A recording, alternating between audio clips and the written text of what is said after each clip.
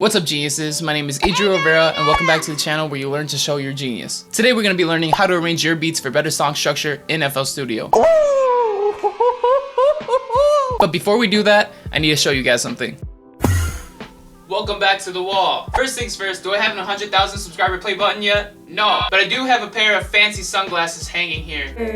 Yes, sir. However, this is not what I want. In order to fill this wall and finish this off, we need an 100,000 subscriber play button. So help me out, be part of this wall, and subscribe. I don't want these sunglasses to be here for too long. Now I'm gonna flex a little bit because today's video is sponsored by the one and only DistroKid. DistroKid is a distributing service that allows you to send your music to places like Spotify, iTunes, Apple Music, Tidal, anywhere you get your music basically. They do it for as low as $20 a year, and I've been using DistroKid personally ever since 2017. I'm a big advocate for DistroKid because they're only $20 a year, so it's really helpful for independent artists like me. But from all the posts that they post on social media, you can really tell that they care about their customer base. They treated me really well, and I know they're gonna treat you guys well as well.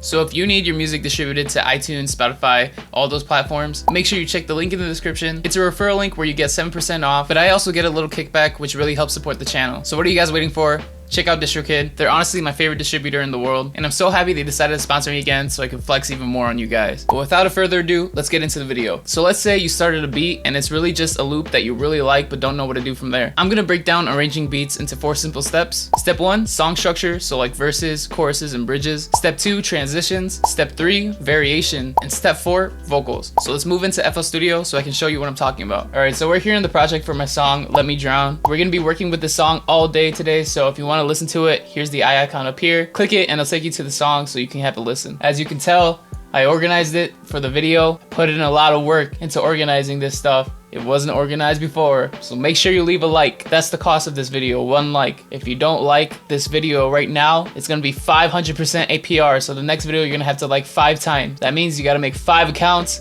and like that video. Nobody wants to pay APR, so make sure you like right now. Anyway, first things first, we're gonna talk about song structure. As you can see, I labeled the song into intro, verse 1, chorus, verse 2, chorus, and outro. Usually songs you hear in the radio are broken up into, most of the time, intro, then verse, chorus, verse 2, chorus, bridge, chorus, and then sometimes an outro. Intro is basically just the beginning part of the song that introduces the beat, so it kind of steadily brings you into it without throwing you in there. The verses are where you start to hear most of the lyrics. Verses usually have a variety of lyrics. There might be some repetition here and there, but mostly it's varied up. Then comes the chorus. The chorus is what repeats all the time when you're listening to a song. For example, Justin Bieber's new song, Yummy. It's a super hot song at the time that I'm recording this, and basically the part that goes, yummy, yummy, yummy, yummy, that's the chorus. So whatever is repeating, that's the chorus. Then you have verse 2. Again, it's like verse 1. It's not the part of the song that repeats all the time, but it's the filler between the choruses. Then comes to the bridge, and this is the part where people are like,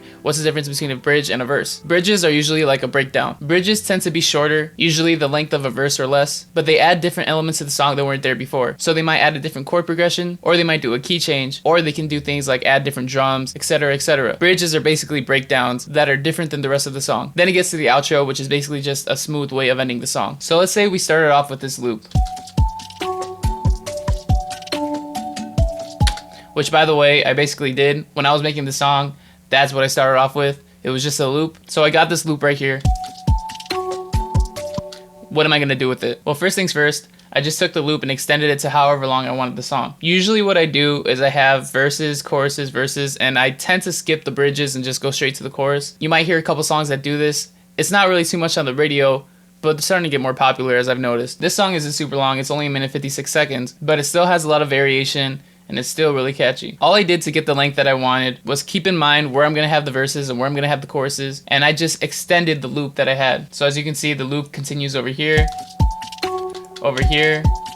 but then I did something different in the chorus I'm gonna tell you guys later. But like I said, make sure you keep in mind where you're gonna have the verses and where you're gonna have the choruses, and then you can do what I did here, which is add markers, so just to remind you when you're making your beats. And if you wanna know how to add markers, you click this drop down arrow, click time markers, and then click add one. And that's gonna add a marker that you can rename to whatever you want. And then you can also move these wherever you want, but this is where I have my choruses, so I'm gonna keep them there. Next up, we're gonna talk about transitions. Transitions are different ways to distinguish one part of a song to the other. So for example, I have this little build up that goes from the verse to the chorus, and then one that goes from the chorus to the verse. So if you have a listen,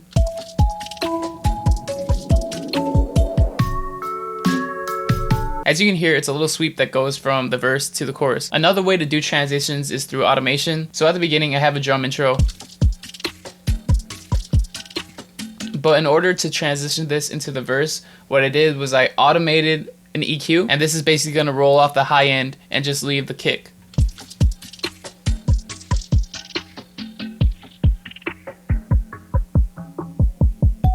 And then another thing I did was add some reverb. This reverb is automated, so as the EQ does its thing, the reverb is going to build up more, and basically this gives it like a little underwater effect, if you will.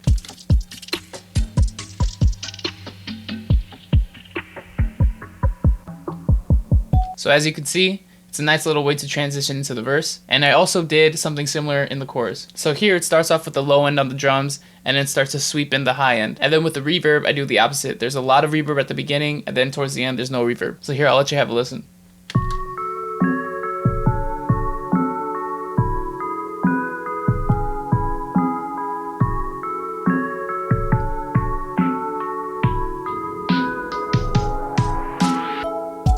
So already, the song is sounding more alive. These transitions are good ways to get you from point A to point B. They're really simple, but they add a lot to your song. Next up, we're going to talk about variation, and this is one of the biggest things that you need in a song to make sure that it's just not a boring loop. So when it comes to variation, you want to vary between the verses and the choruses. Now, you don't have to go crazy. Something as simple as just switching the instruments can make a big difference in variation. So for example, I kept the same arpeggio in the verses and the choruses. The only thing that I did different was use a different instrument. So if you have a listen, those are the bell sounds I used in the verse, and I used the exact same melody, just chose a different sound.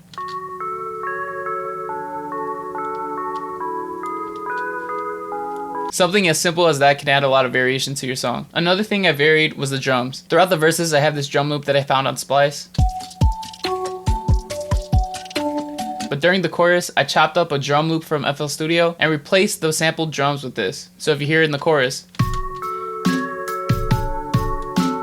it's a completely different drum loop, but it adds a lot of variation to the song so that it's not super boring and repetitive. Now, another form of variation that I did was with the drum loop that I had for the verses. Like I said before, I had EQ automation in the intro, so the high end was gradually cut off. However, I kept this throughout the verse, so you only hear the kick. That goes on for the first half of the verse, but the second half of the verse, what I did was I added my own hi-hats, my own snare, and this little crowd sound effect in the background.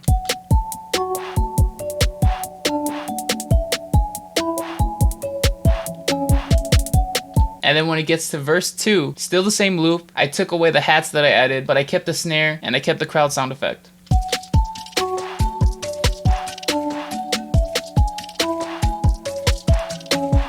More variation equals less boring. Big brain. Another form of variation that I did was with the bass. Again, just like before with the bells, I kept the same notes, I just changed the instrument. So in the chorus, I use this Reese bass. But when it gets to the verses, I use an 808. And another thing I did in verse 2 was I added these piano chords and this ambient sound.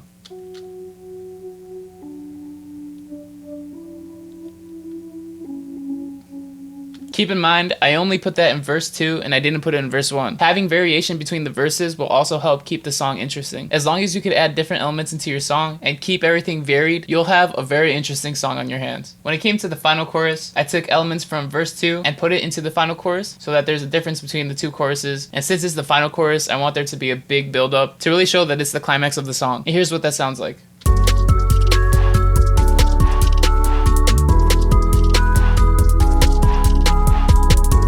Now the last thing I want to talk about is vocals. You might have a really repetitive beat, but if you have vocals, that could be enough to keep your song interesting. In my opinion, vocals are what people pay attention to the most, and as long as you have your vocals structured in a verse chorus manner, no matter how repetitive the beat is, people are probably gonna like it. A prime example of this is the artist Russ. Now I know Russ gets a lot of hate, but personally, I actually like him. Anyway, his most listened to songs like What They Want, Losing Control, Pull the Trigger, Young God, Civil War, all those songs have a beat that have like no variation whatsoever. There isn't really anything special, but he sings in the verse chorus manner. So just by his voice, you can tell when the chorus comes up and when the verses come up. So if you have a loop that you really like and you think really sounds good, don't be afraid to just keep it as a loop and just rap and sing over that. As long as you keep that structure, you should be fine. Keep in mind, this is music. There isn't any set rules to making music, and you don't have to follow specific guidelines to make good music. I'm trying to provide you with as much tips as I can, but do these steps go through my mind every time I'm making a song? No, I just make music the way that I feel like I want to make music, but it's good to study other music and getting reference from other people.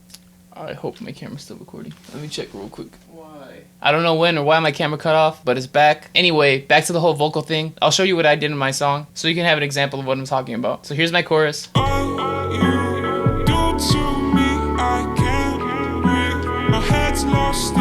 When it came to the final chorus, I kept the exact same thing, but the only thing I changed was I took my chorus and I put it up an octave.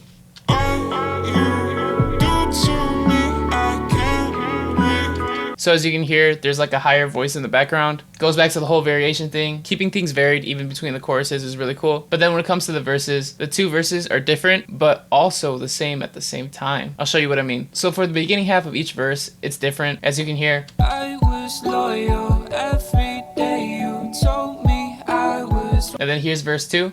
Out of your sight, out of your mind, you wasted my time. And every day you would tell me a lie that didn't mean none. But something that I did, which you guys might find interesting, is that I repeated the exact same melody and I kept very similar lyrics between the second half of the verses. So I'll let you have a listen. Wrong with some, but where I went wrong was thinking that you were wholesome. I gave you all of my time and yet you stole some. And then here's the second verse. Lonesome, was there were too many times where I was wholesome. I gave you all of my trust and still you stole some. So as you can hear, the exact same melody, the exact same rhymes, but I varied up the lyrics so that there's a difference. However, that repetition kind of sticks in people's minds. And then also with the second verse, I added some ad-libs in the background, which goes back to the whole variation thing. You might also consider that a pre-chorus because it's kind of like a chorus. It's repetitive. You hear it multiple times in the song, but it's before the actual chorus and it's part of the verse. Basically, it's just not the highlight of the song. Another thing I want to add that I forgot to mention before with the whole transition thing, you can also use drums to transition, like drum fills, and I've done that in the past with a couple of my songs. But like I said before, music is all up to you. It's what you want to do. So take some of my ideas, have fun with it, but also come up with your own stuff and make some really dope music. Like I said, if you want to listen to the song, the eye icon is up here. It'll take you to the song on YouTube, but also make sure you stream it on Spotify. Currently, I have 1,400 monthly listeners. YouTube videos are fun, but music is my passion. So if you want to help support me and join my journey, make sure you stream it and also subscribe. That wall needs to be filled with an 100,000 subscriber play button. Currently, there's sunglasses there. So help me out, subscribe, and leave a like if this video helped you. Like I said before, I know some of you guys aren't paying that up. I can tell, I can see it. I can see you through the camera. If you're a rapper or singer and need some beats to rap and sing on, check out my beat store, adrianrivera.com. I post super high quality beats up there that I would use myself, but decided to give to you guys because I just love you guys so much. Links are in the description, and you know what else is in the description? DistroKid. Feel free to use my referral link. I get a kickback every time somebody signs up through there, so that really helps support the channel. Plus, you guys get a discount. Like I said before, DistroKid is a super great distributor. They're honestly my favorite, and I've gone with a couple distributors in the past, so highly recommend DistroKid if you're trying to get your music up there. Also, check out my Discord. I want to interact with you guys more, so feel free to join it, and let's have a nice conversation. And if you want to talk to me directly, feel free to check out my social media. Handles are over here as always, but the links are also in the description. I love all you guys' support. I love talking to every single one of you. Have a great rest of your day, and remember, don't be afraid to show your genius.